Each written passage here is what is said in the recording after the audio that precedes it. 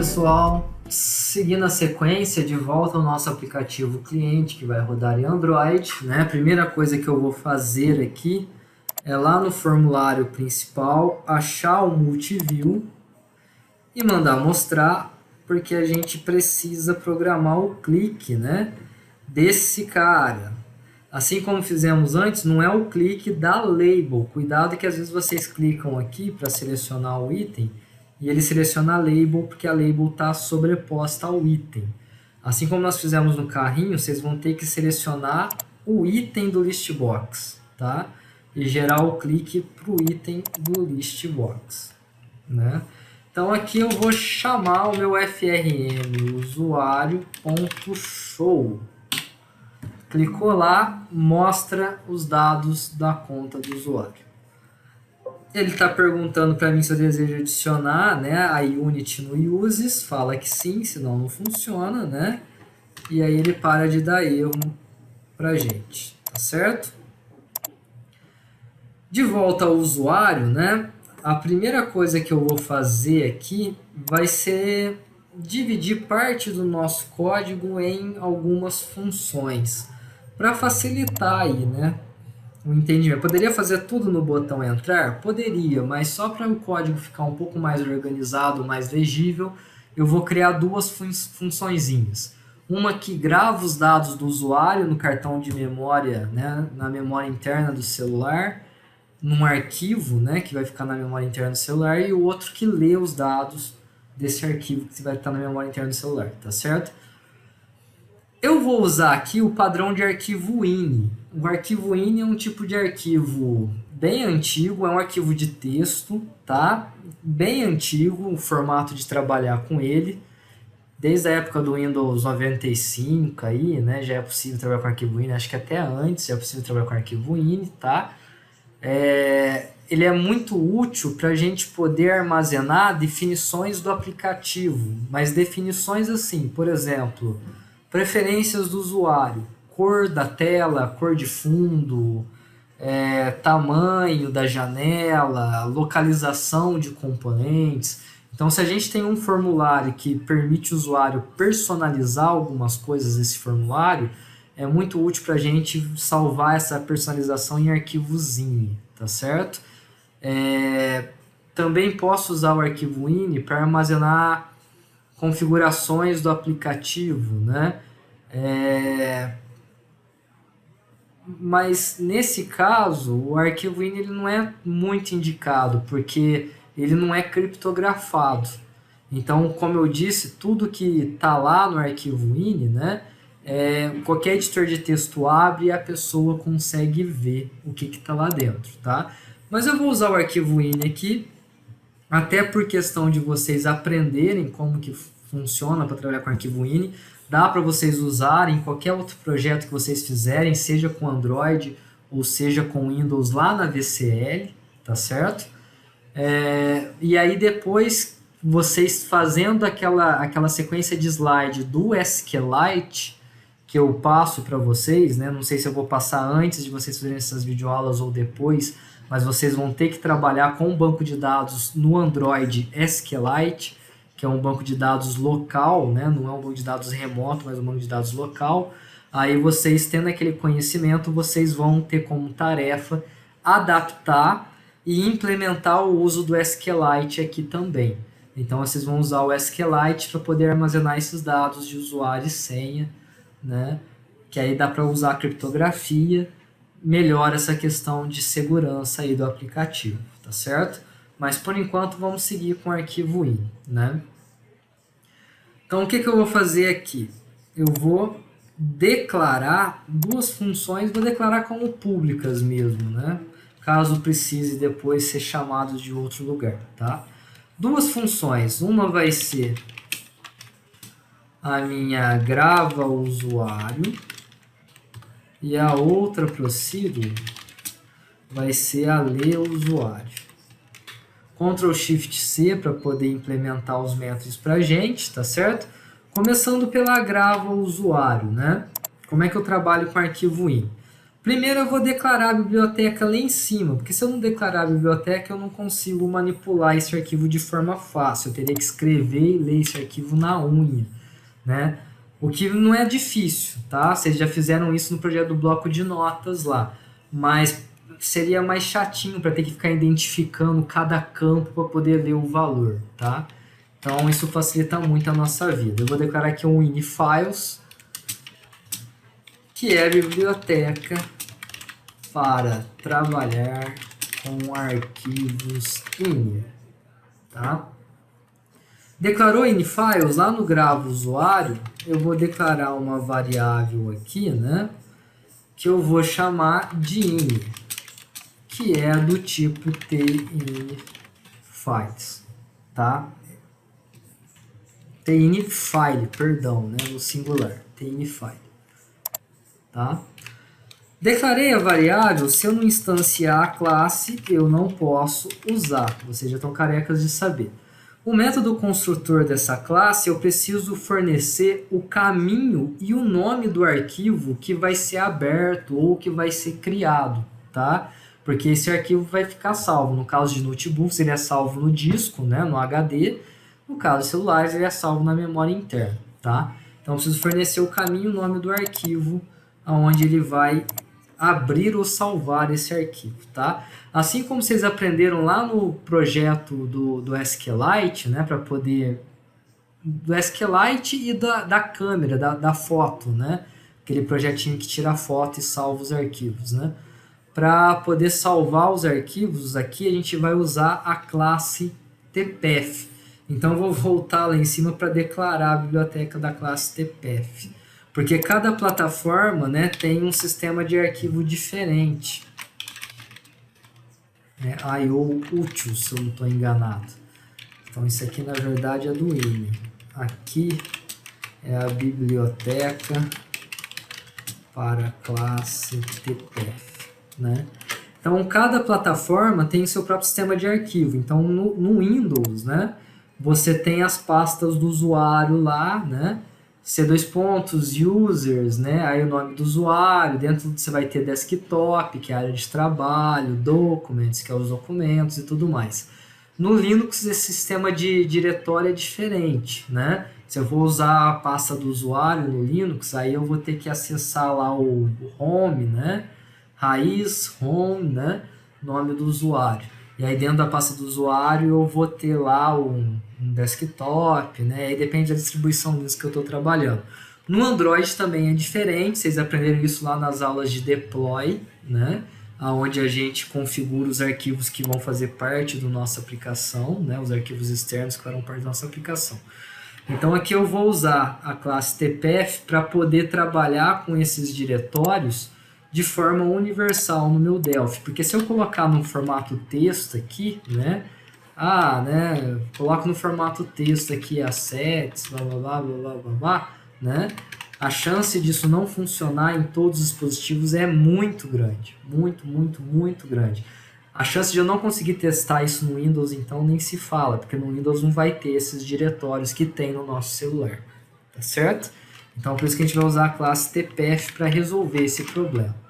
Então, eu vou acessar aqui o tpf, e dentro do tpf eu vou pegar todos os diretórios que ela consegue me trazer, né? Para foto, para tudo mais, né? Eu vou usar aqui o documents.path. E aí ele já vai conseguir identificar certinho a pasta de documentos do meu aplicativo no celular Android. Ou se estiver rodando no Windows, a gente vai conseguir identificar a pasta de documentos do usuário que está rodando o meu programa no Windows, tá? Então aqui ele traz o caminho da pasta, o diretório, algo parecido como c:\users/aluno/documentos aqui, né? Algo parecido com isso para o Windows. Ou no caso do Android, né? Aí é aquele padrão do deploy que eu já expliquei, tá? Além do caminho, eu preciso fornecer o nome do arquivo, né? Então, vou fornecer aqui, o nome do arquivo vai ser sempre o mesmo. Então, vou concatenar como usuário.ini, tá? Se eu colocar assim, na hora o resultado final vai ser isso, ó. E aí ele vai dar um erro porque ele vai entender que isso aqui tudo não é um arquivo, isso aqui tudo é uma pasta, ele vai entender. Quando na verdade ele precisaria de algo parecido com isso, tá certo? Qual é o problema? O problema é que no Windows eles usam essa barra para separar uma pasta de outra pasta ou uma pasta de um arquivo. Enquanto que no Linux, conforme vocês aprenderam nas aulas de sistemas, né, ele vai usar essa barra aqui, né? Ele vai fazer algo parecido com isso, né? Você tem lá o raiz, dentro do raiz você vai ter a pasta etc, dentro da etc você vai ter a pasta init, né? E assim por diante, tá? Então, enquanto o Windows trabalha com essa barra para separar um diretório do outro ou um diretório de arquivo, o Linux trabalha com esse daqui. Então, mais uma vez, daria problema se eu concatenar assim, né? Daria problema. Então, para evitar esse problema, o que eu vou fazer? Eu vou usar uma constante chamada pathDelim, que aí se for no Windows vai ser uma barra de um jeito, se for no Linux vai ser a barra de outro jeito, tá? Então, a ideia é essa, né? Para não dar problema nos meus testes, tá certo? Legal. Não esqueçam de anotar isso no caderno, hein, pessoal? Pelo amor de Deus, que vocês vão precisar usar isso, seja para fazer os projetos de TCC ou para fazer as atividades avaliativas da nossa disciplina depois, tá?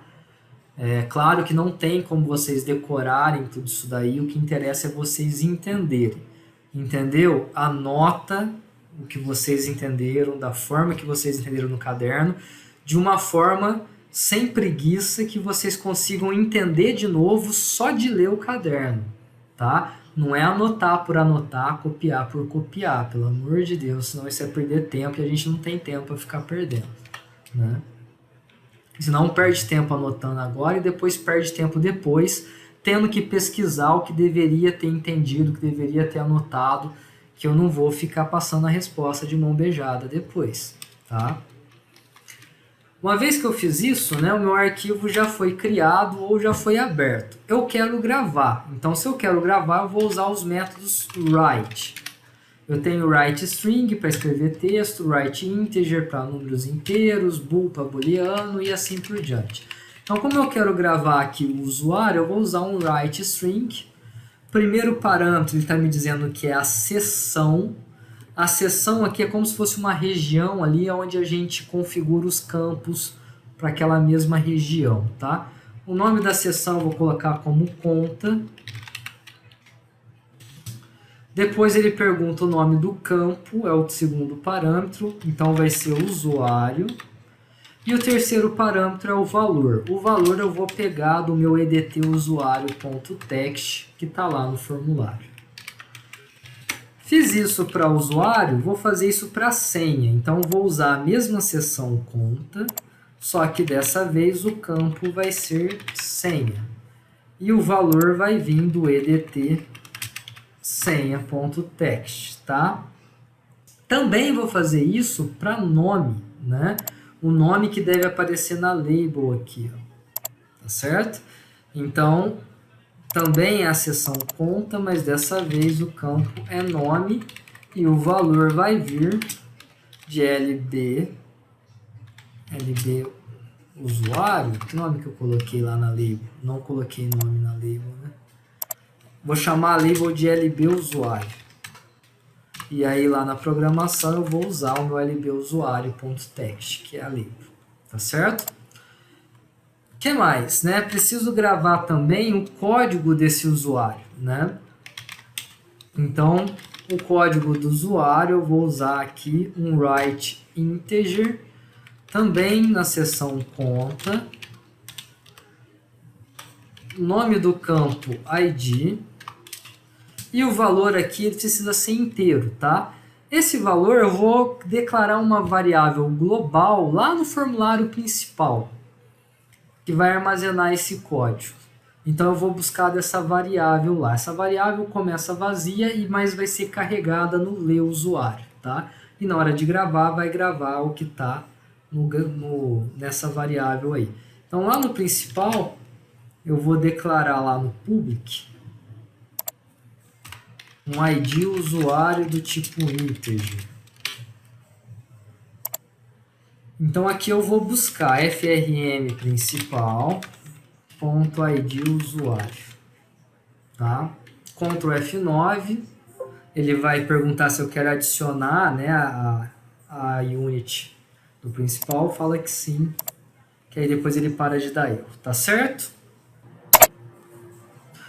Aí por último, não é importante, depois que eu já gravei todos os campos que eu queria gravar, eu vou fazer um in.free para liberar, né, essa memória da variável in e liberar o arquivo, tá certo? Então aqui é assim que a gente faz a gravação dos dados no arquivo in, tá? Só explicando o arquivo in, ele vai fazer algo parecido com isso no arquivo.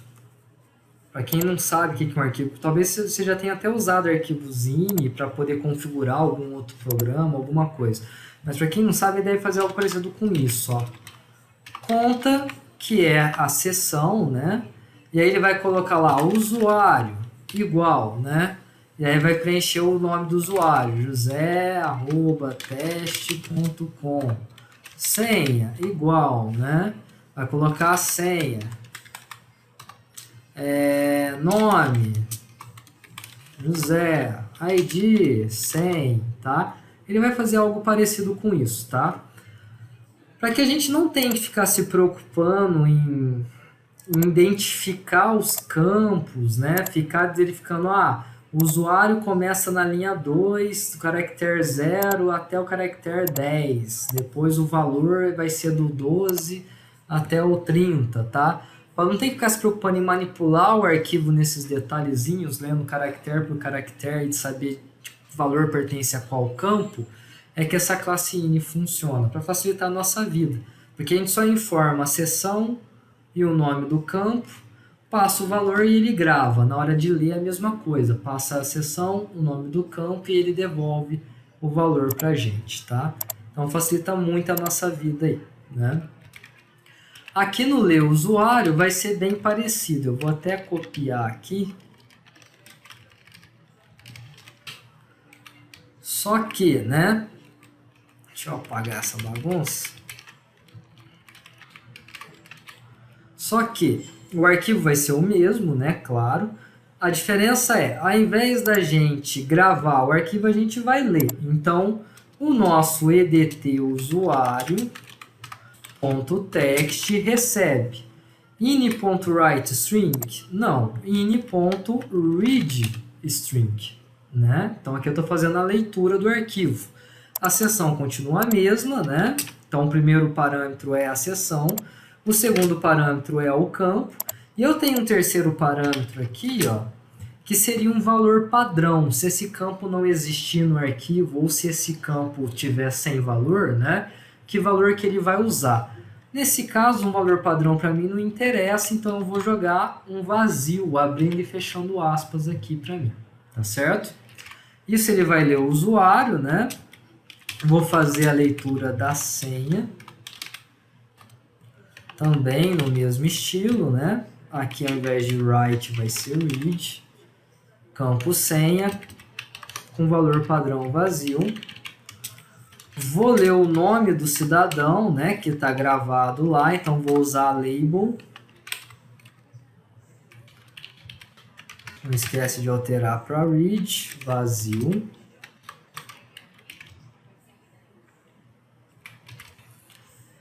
E aqui eu vou ler, né,